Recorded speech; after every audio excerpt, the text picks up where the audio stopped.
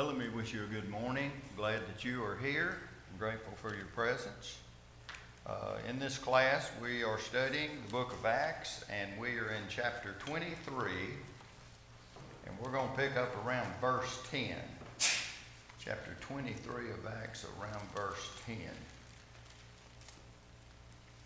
Is there anybody we need to mention in prayer before we get started? Perry, how's your sister? She's doing about the same. Doing about the same? She has stage 4 cancer. So we just take the part. Okay. We'll continue to pray for Perry's sister. And Brian Carpenter had surgery on his knee. He's still recovering from that. Also in that family, Sue Marcus she's had some broken ribs. Oh, okay.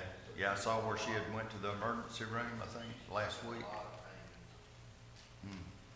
Okay, remember Sue. So Shelby's got her hands full right now, so we certainly need to remember Shelby in our prayers. Is there anybody else we need to mention about our family?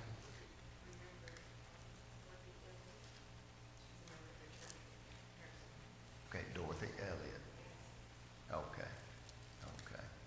I didn't hear that. What's Dorothy Elliott at the nursing home. She's a member. Need to remember her as well. Is there anybody else before we get started? No. Justin, would you lead us in opening prayer, please? Let's pray. Father in heaven, we're so thankful for this opportunity to come together this morning to study from thy word. Thankful for all the wonderful blessings you give us. Thank you most for Jesus. Give us where we fail thee for his precious blood. Pray that you do us as we study now, and we gain much from it, and we will apply it to our lives to draw closer together, our closer to thee. In Christ's name we pray. Amen. Amen. Thank you, Justin. All right, we are in chapter 23 of Acts, and we're going to pick up around verse 10, somewhere along in there. Going back just a few verses earlier. And by the way, any comments that you have or any things you want to share with the class, please ring those out. But earlier, Paul was talking to those folks there, and Annas, the high priest there, commanded that he be struck on the mouth for saying that he had lived in a good conscience all before this day. And then he told him that God will strike you. He was acting out of, I guess, ignorance of the own law itself, because nobody could be struck like that on the mouth for saying something unless they were first heard, and he wasn't.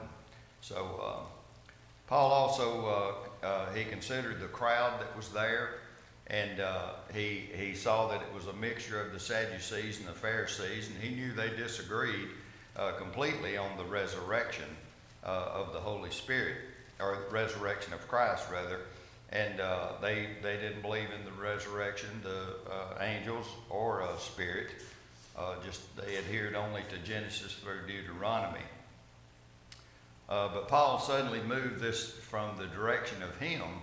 He kind of put it on them by bringing up the resurrection. He turned the two divisions against each other. One party wanting to still kill Paul, and one of them wanting to rescue Paul. And that sort of brings us to the lesson today.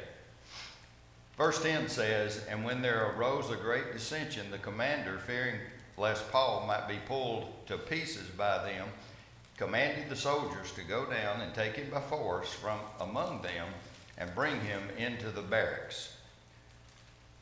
Verse 11, before we read that, do you think that Paul at this point was a little discouraged?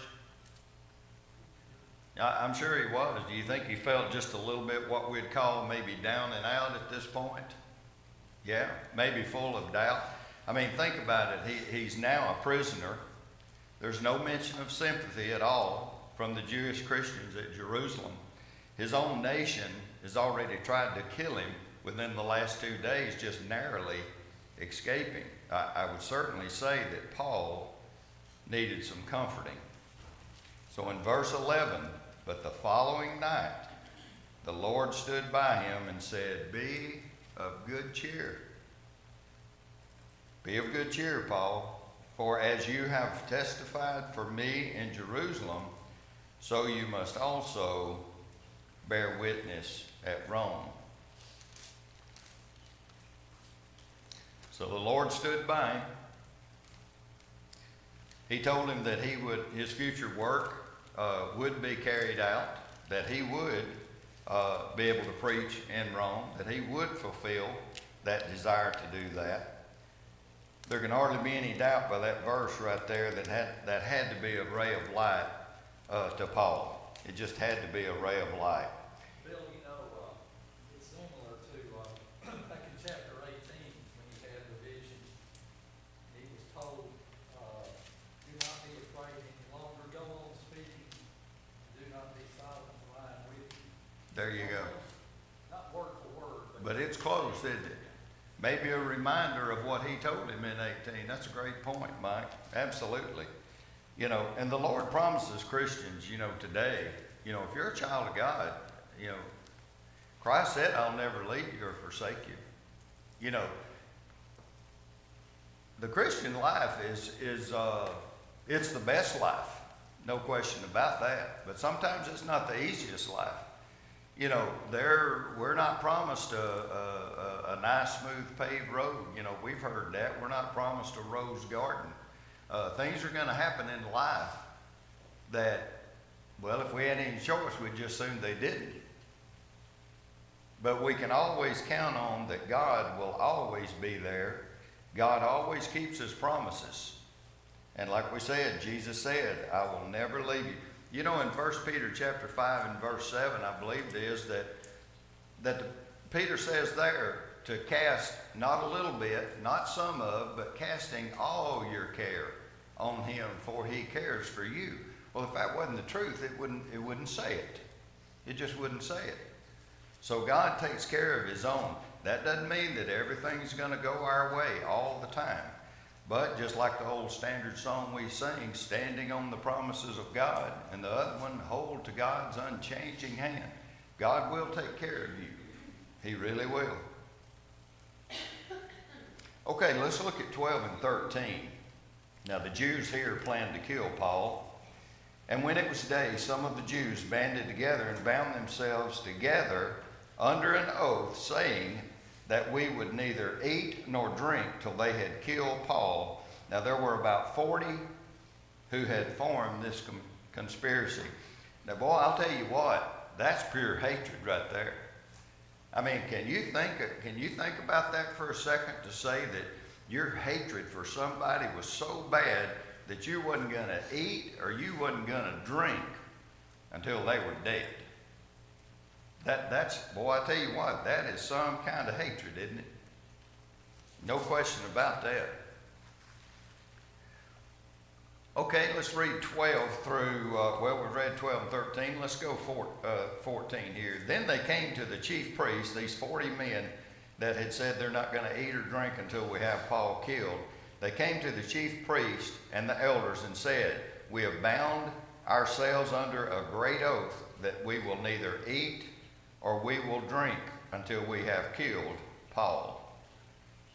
Now this band of assassins didn't have any problem going to the Sanhedrin, because they knew that the Sanhedrins would be sympathetic toward their efforts to Paul. And we mentioned this last week, and it was in John 16 and 2, where Jesus said and predicted that whoever tries to kill you or does kill you, they think they're doing a service to God by doing that. That's what they think. And actually, Paul thought the same thing at one point when he persecuted the church, didn't he? That's the reason earlier he said, my beliefs was just as strong as yours at one time, but I've changed. We talked about last week.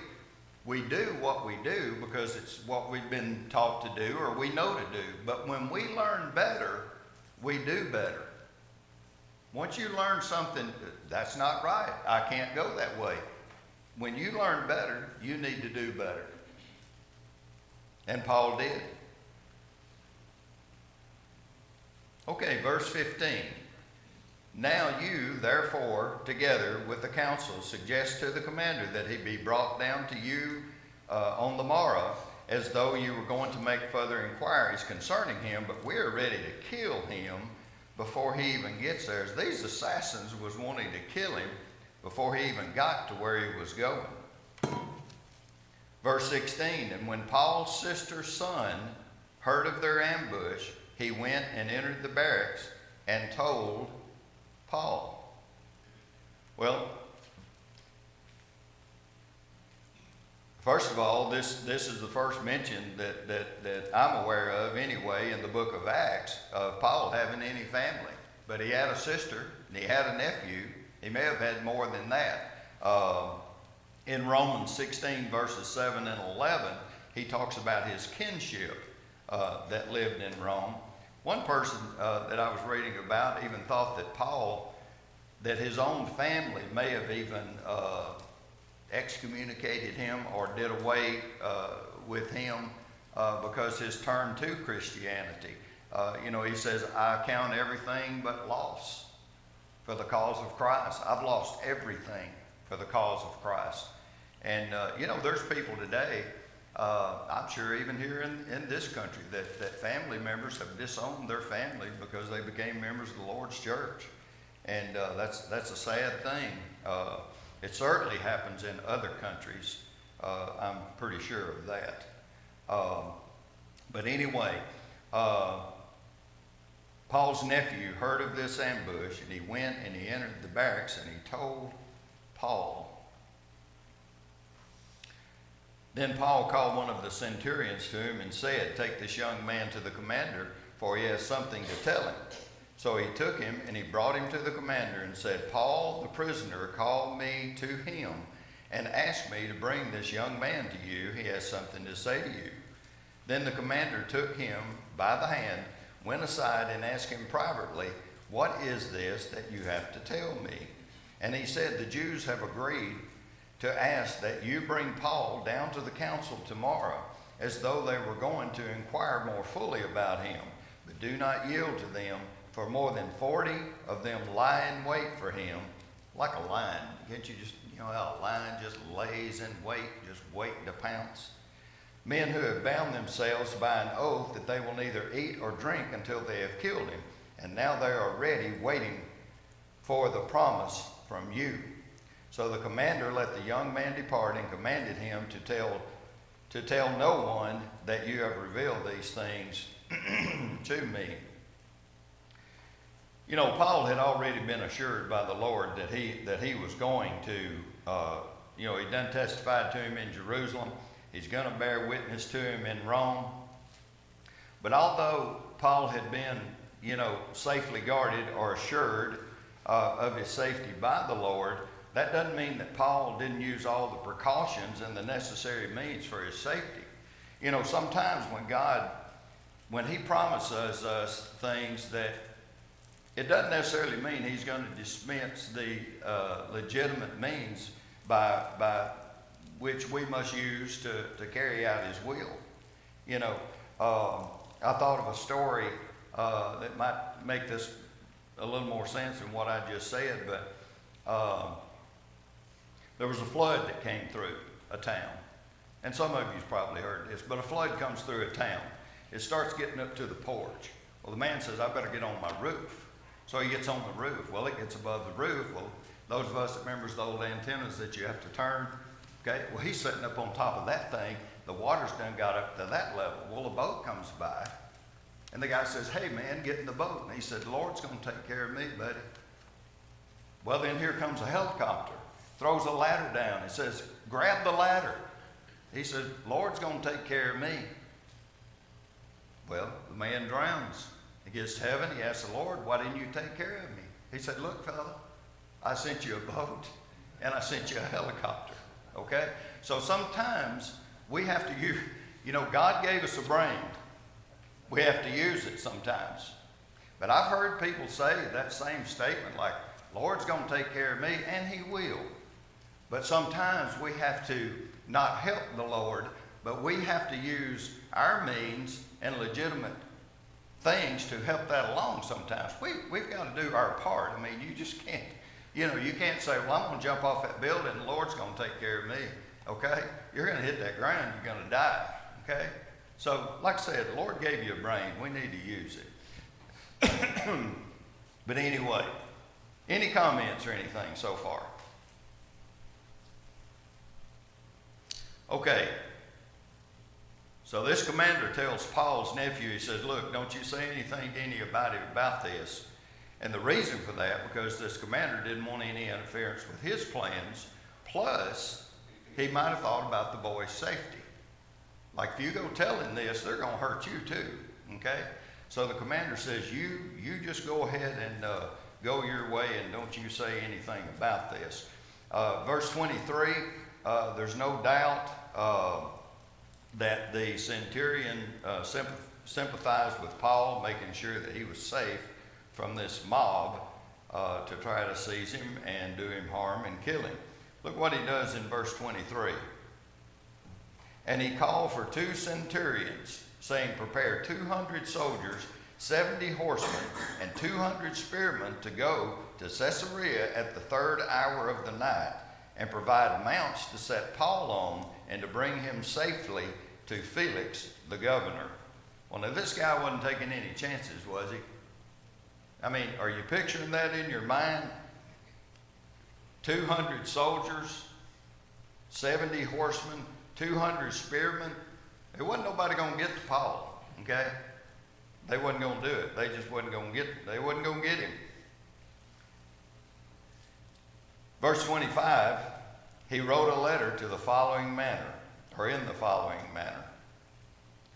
Claudius Lysias, to the most excellent Governor Felix, greetings. This man was seized by the Jews and was about to be killed by them. Coming with troops, I rescued him, having learned that he was a Roman. And when I wanted to know the reason they accused him, I brought him before their council. I found out that he was accused concerning questions of their law, but had nothing charged against him worthy of death or chains. And when it was told to me that the Jews lay in wait for the man, I sent immediately to you, and also commanded his accusers to state before you the charges against him. Well, let's talk about Felix just a second. History tells that he was one of the most depraved men of his time. He and his brothers at one time had been slaves, but now they were freed men. He was the procurator of Judea by Claudius, AD 52, and was succeeded by Festus, which we'll see here in just a little bit. He married Drusilla, the daughter of Herod Agrippa I, in hopes to win favor from the Jews. And it was said of him, with all cruelty and lust, he exercised the power of a king with the spirit of a slave. Verse 26 through 30. Well, we've done read that. Let's read the letter. We've read the letter. Verse 31. Then the soldiers, as they were commanded, took Paul and brought him by night to Antipatris. The next day they left the horsemen to go on with him and returned to the barracks. When he had came to Caesarea and had delivered the letter to the governor, they also presented Paul to him. And when the governor had read it, he asked what province he was from, and when he understood that he was from Cilicia, he said, I will hear you when your accusers have come, and he commanded him to be kept in Herod's praetorium, or headquarters. That's easier to say. All right, any comments on that so far? I wonder how many of those people that made that oath, when did they start it? Because they would have been dead by the time Paul got to Rome. Yeah. That's right. How many of them actually kept that oath? I kind of doubt many of them did. You know, a lot of people will say things today that in a rash way, I guess, and without thinking about what they're really saying. And We know one thing's for sure, they probably died hungry. You know, I'm no doctor, but I don't think you can live without water for about 3 days. You've got to have some water within about 3 days, and you got to have food within about 6 weeks, I think, if that's right. We got any nurses in here? Doctors? We got a nurse in here. Is that right? About 3 days, that's about all you can go without having water or some kind of liquid, right? Yeah. So I imagine they died, yeah, pretty quick. And maybe one reason here in a little bit, if we get to it, you know, Paul says, well, where's those 40 guys at? And he doesn't say the 40 guys, but where's those accusers at? Well, the reason that they're not there, they're probably dead, I imagine. But anyway, that's a good point, Mike. Anything else? All right, chapter 24, we'll read verses 1 through 9. After 5 days, Ananias, the high priest, came down with the elders and a certain orator named Tertullus. These gave evidence to the governor against Paul. And when he was called upon, Tertullus began his accusation, saying, see that though we enjoy great peace. Now listen to these flattering words and stuff that all this pomp and everything. Seeing that through you we enjoy great peace and prosperity is being brought to this nation by your foresight. We accept it always and in all places, most noble Felix, with all thankfulness. Nevertheless, do not be tedious to you any further. I beg you to hear by your courtesy a few words from us. We have found this man a plague or a pest, a creator of dissension among all the Jews throughout the world, and a ringleader of the sect of the Nazarenes. He even tried to profane the temple, and we seized him and wanted to judge him according to our law. But the commander Lysias came by and with a great violence took him out of our hands, commanding his accusers to come to you. By examining him yourself, you may ascertain all things, these things of which we accuse him. And all the Jews assented, maintaining that these things were so. Well, some of these accusers arrived, and you've got this high priest, you've got Tertullus, who's my understanding was like their lawyer, and several Jewish leaders. You know, a reminder of chapter 23 there, their plot to kill him had failed, but they still sought to have him put to death. They still wanted Paul dead.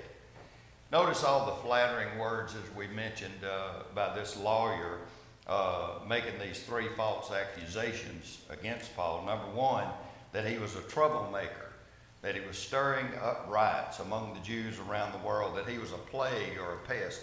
Can you imagine calling the greatest gospel preacher a pest or a plague? I mean, the Apostle Paul, of all people, right? Goodness. There's probably something to that, though, Bill. That Paul lied. Because as a school teacher, occasionally I had a student who you might consider to be a pest. No. So what does a pest do? A pest, if you let them, they get under your skin. They try to get under your skin. And in a way, Paul was happy to do that because he wanted to turn the world upside down, so to speak, with the gospel. So I can kind of see Paul getting a little smile on his face if the word pest is actually agreed. You know, it's Yeah. pest in the New American Standard. Yeah, it's plague in mine, but yeah. But he probably felt like, yeah, I'm getting under your skin. I'm getting under the Jews' skin, so to speak. Yeah, and Paul may have thought that. I don't think that's the way the guy meant No, it. I know that. You know, but I think that Paul may have took that and thought, okay, that's fine. I'll take that. Yeah, if you want to tell us that we're turning the world upside down with the gospel, I'll take that. You know, that's a pretty high compliment, actually. Yeah. But it talks about that he was a ringleader of an unauthorized sect, which was against Roman law. He tried to desecrate the temple, and all of this was in hopes that Felix would execute Paul. And all these Jews said, all these things are so, which we know they weren't. Well, 10 through 21. That's a pretty long little scripture here, but we'll read it. Then Paul, after the governor had nodded him to speak, answered, Inasmuch as I know that you have been for many years a judge in this nation or of this nation, I do the more cheerfully answer for myself, because you may ascertain that it was no more than 12 days since I went up to Jerusalem to worship. And they neither found me in the temple disputing with anyone or inciting the crowd, either in the synagogues or in the city.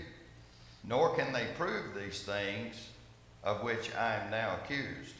But this I will confess to you, that according to the way which they call a sect, so I worship the God of my fathers, believing all things which are written in the law and in the prophets. I have hope in God, which they themselves also accept, that there will be a resurrection of the dead, both of the just and of the unjust. This being so, I myself always strive to have a good conscience without offense toward God and men. Now, after many years, I came to bring alms and offerings to my nation, in the midst of which were some Jews from Asia, found me purified in the temple, neither with a multitude nor with atonement. They ought to have been here before you to object if they had anything to say against me. That's those guys that said we ain't gonna eat or drink till he's dead. Okay?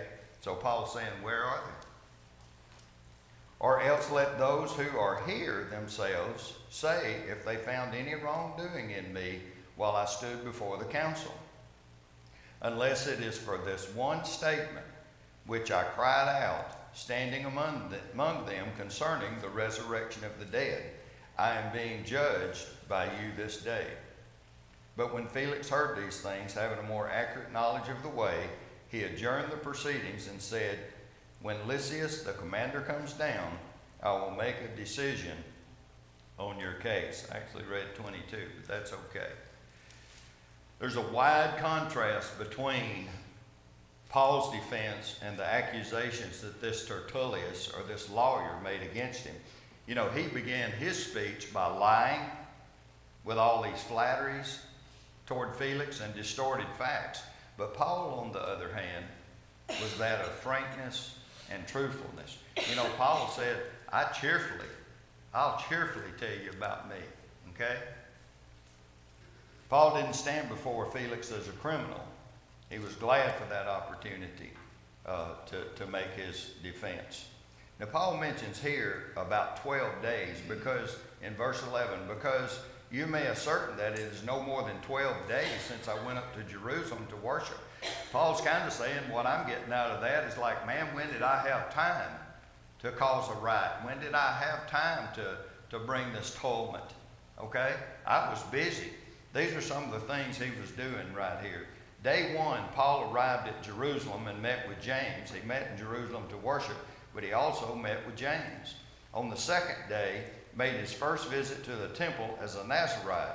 From the third to the seventh day, he performed the Nazarite ceremonies and was arrested by Claudius Lysias. On the eighth day, he was brought before the Sanhedrin. On the ninth day, he was informed of the assassination plot and left that night for Caesarea. On the 10th day, he arrived at Antipatris, delivered over to Felix. 12th day, in the palace of Herod, and on the 13th day, now he appears before Felix. So Paul had a lot going on there. So it's kind of like, I didn't have time to do that even if I wanted to, okay? Which, of course, he didn't. Verse 12 and 13 says that they neither found me in the temple disputing with anyone or anything. Paul had come to Jerusalem to worship, not to engage a riot, to cause trouble. Paul didn't belong to any kind of mob or anything like that, or engage in any plot against the Roman government. Verse 14, Paul had nothing to hold back. He had nothing in his life as a Christian for which he was ashamed.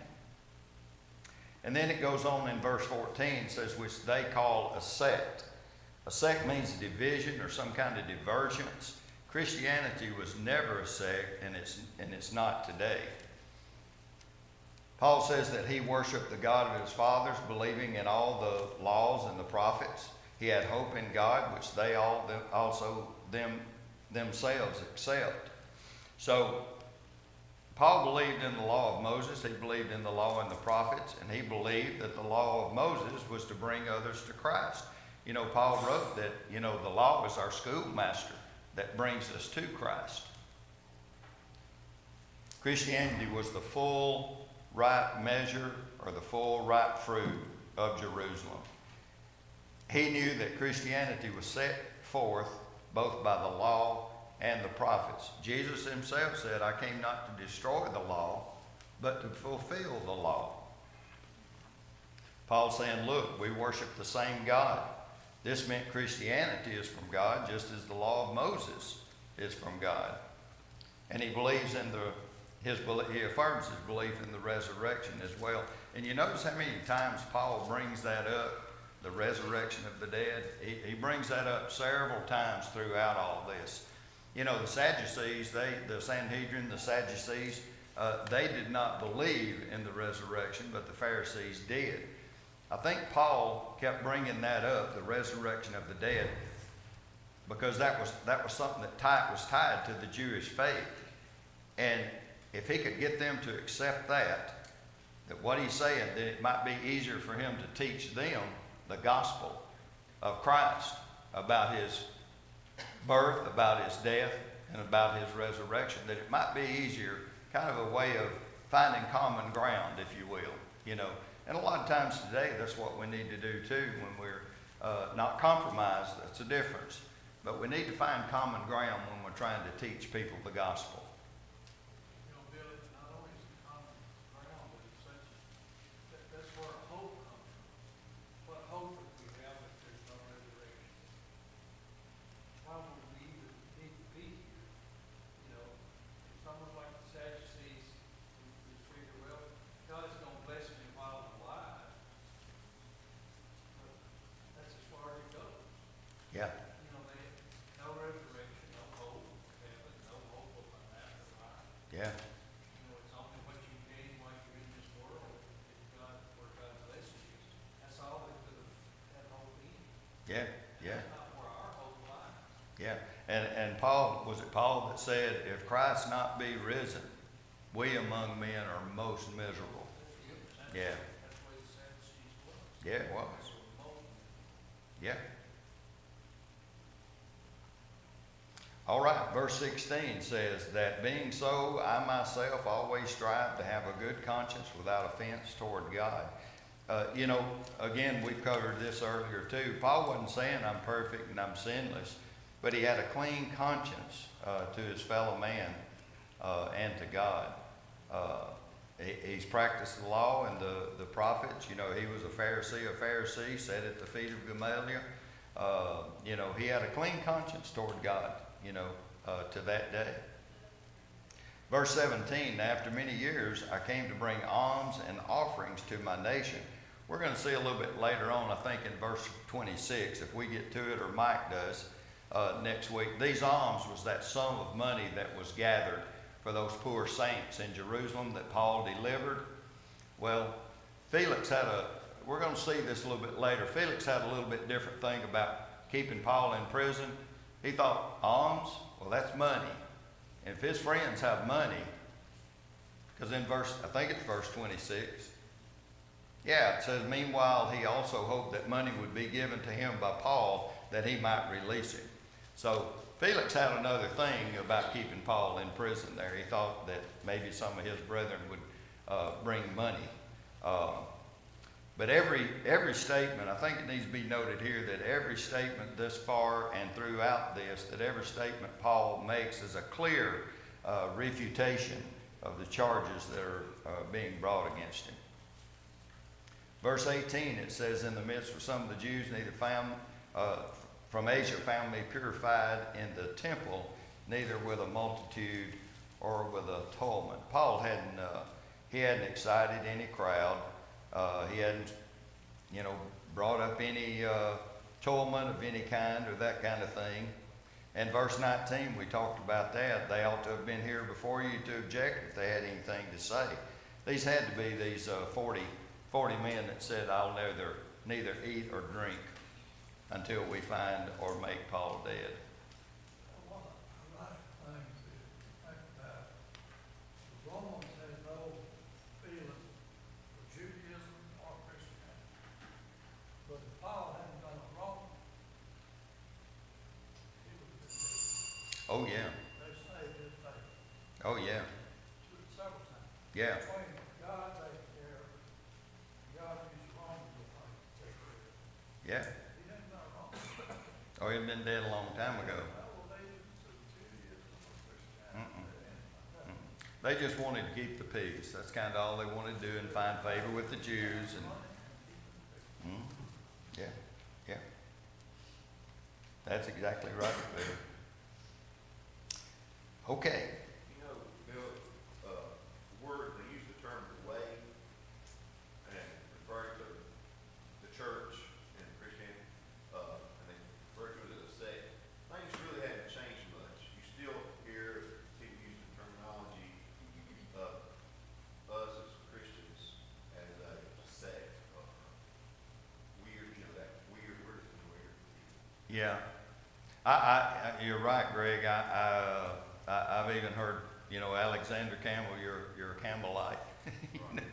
I've heard that, But there's always going to be somebody, I guess, that, feels that way. Doesn't make it right, but they feel that way. Unless for this one statement which I cried out, standing among them concerning the resurrection of dead, I am being judged by you of this day. We talked about that, why Paul kept bringing up the resurrection. Even in his defenses, he would bring up the resurrection. But when Felix heard these things, having a more accurate knowledge of the way, he adjourned the proceedings and said, when Lysias, the commander, comes down, I will make a decision on your case. We don't have any other record, or I hadn't found it, where Lysias ever came. He never got there. When Felix heard these things, having a more accurate knowledge of the way,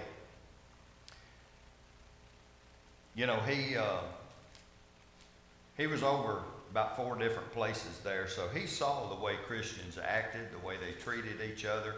I guess it'd almost be fair to say that he had a better knowledge of Christianity, maybe than these Jewish leaders did.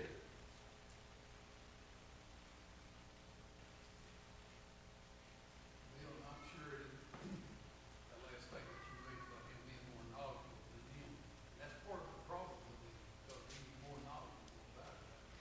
Yeah. And they took offense against that, that's the reason they were trying to kill him. Absolutely. Good point, Rick. So he commanded the centurion to keep Paul and to let him have liberty, and told him not to forbid any of his friends to provide or visit him. Now, that could have been too, that money thing coming up, but regardless, he gave Paul some liberties. He didn't remove his chains, though, because Paul talks about his chains over in chapter 28. After some days, when Felix, with his wife Drusilla, who was Jewish, sent for Paul and heard the things concerning the faith in Christ. Now, as he reasoned about righteousness, self-control, and the judgment to come, Felix was afraid and answered, go away for now. When I have a more convenient time, I will call for you. Like we'd mentioned, Felix was not ignorant of the teachings of Christ. He had learned the Christians taught, how they lived. He held offices, like we said, in Judea and Samaria and Jerusalem, Caesarea. He had probably more knowledge than a lot of them did.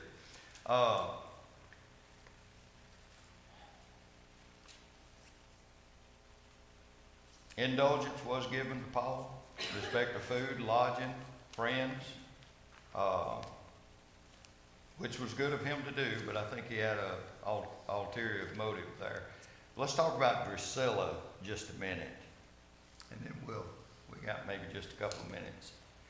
She left her former husband for Felix. She was the daughter of Herod Agrippa I, and he was the one that murdered James. Her great uncle, Herodias, or Herod Antipas, he beheaded John the Baptist. And her great grandfather, Herod the Great, killed all the babies in Bethlehem. We remember all those. It was also said of Drusilla that she was just really beautiful. Just a beautiful, beautiful lady. And you know, her father was also then eaten by the worm. That's right. Same way. That's right. Inside out. I believe it said inside out. Okay. Well, thank you for your comments and your attention. Mike will pick up. I guess they're talking about that money Felix was wanting to get in verse 26 of 24. Thank y'all again.